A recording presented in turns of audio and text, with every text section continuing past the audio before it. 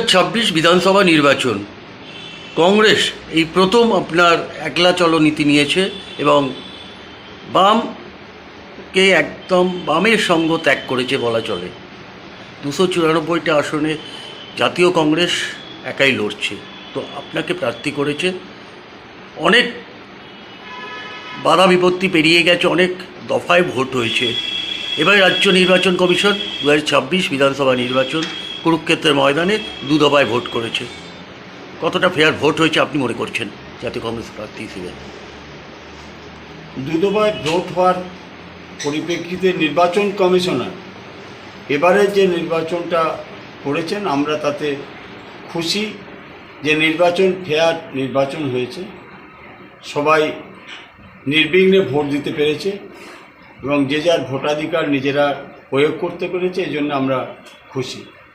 কী করে বললেন যে ফেয়ার ভোট হয়েছে?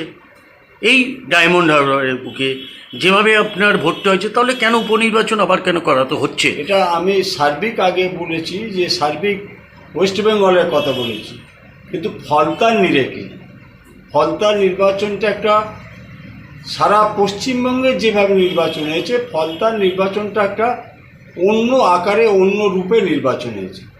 ফলতার নির্বাচনে আপনারা দেখেছেন বা আপনারা মিডিয়া টিভির মাধ্যমে আমরা প্রচারের মাধ্যমে যেগুলো দেখেছি যে নির্বাচন কমিশন ফেয়ার নির্বাচন করতে চেয়েছে, কিন্তু আমাদের শাসক দল যারা ছিল সেই শাসক দলের ইভিএমে কোনো জায়গায় দেখা গেছে তার উপর একটা টেপ মেরে দিয়েছে, কোনো জায়গায় ইভিএমে সেন্ট দিয়ে দিয়েছে। কাউকে এমন পরিস্থিতি হয়েছে, অনেক গ্রামের সাধারণ মানুষ যারা ভোট দিতে যাবে, তাদের গণতান্ত্রিক অধিকার প্রয়োগ করতে যাবে, কিন্তু এমন নির্বাচনের আগে বা তার দিনে সকালে শাসক দলের যারা কর্মীরা যারা আছে তারা পাড়ায় পাড়ায় গিয়ে বলে এসছে যে আমরা ডেকে নেব তোমাদের। কাউকে বলেছে 4টের সময় যেতে হবে, কাউকে বলেছে 3টের সময় যেতে হবে। মানে নিজেরাই মনে করেছে যে আমরা নিজেরা প্রশাসক, আমরা তোমাদের যখন ভোট দিতে বলবো তখন তোমরা আসবে। সেইভাবে ফলতার নির্বাচনটা হয়েছিল। এই উপনির্বাচন যে হচ্ছে আপনার 21শে মে, কি মনে করছেন? মানুষ কি স্বতঃস্ফূর্তভাবে ভোট দিতে পারবে বলে আপনি মনে করছেন এবারে?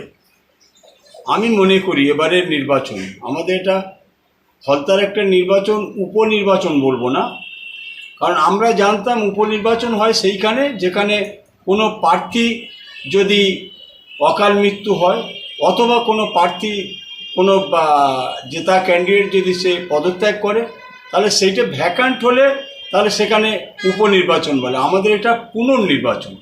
আমরা 29 তারিখে আমাদের ফলতার মানুষজন তারা ভোট দিয়েছে।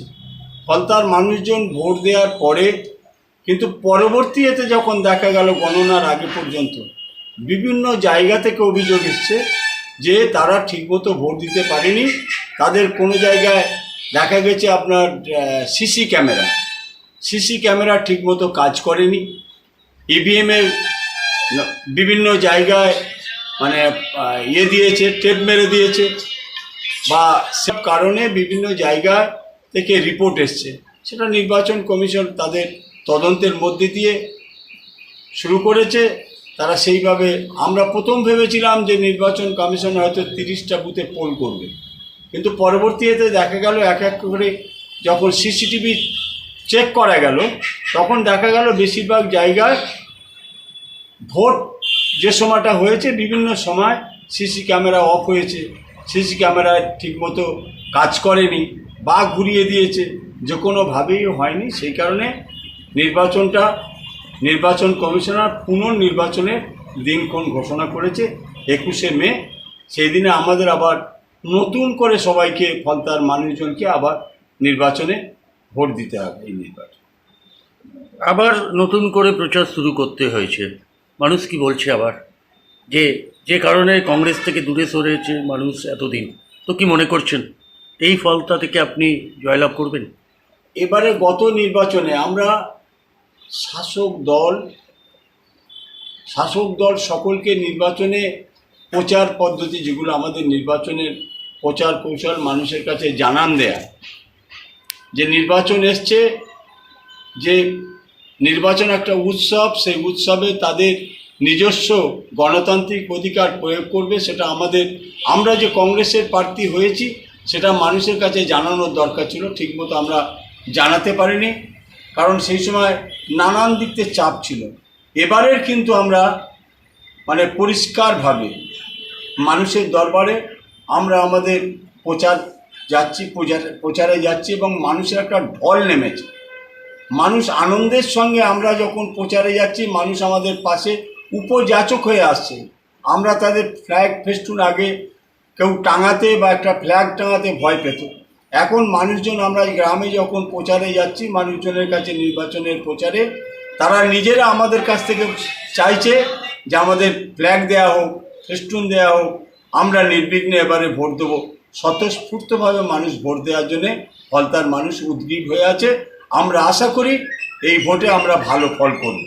আচ্ছা, আপনার এই ফলতা অর্থাৎ ডায়মন্ড হাওড়া বিধানসভা কেন্দ্রে দেখা যাচ্ছে যে একজন আপনার পুষ্পা আর একজন আপনার সিঙ্গম, দুজনে রয়েছে, দুজনে যেভাবে খেলা করছে, অর্থাৎ আপনি কি দাবাং হিসেবে, দাবাং মেজাজে কি আপনি প্রচার করছেন? আমার প্রশ্ন হলো,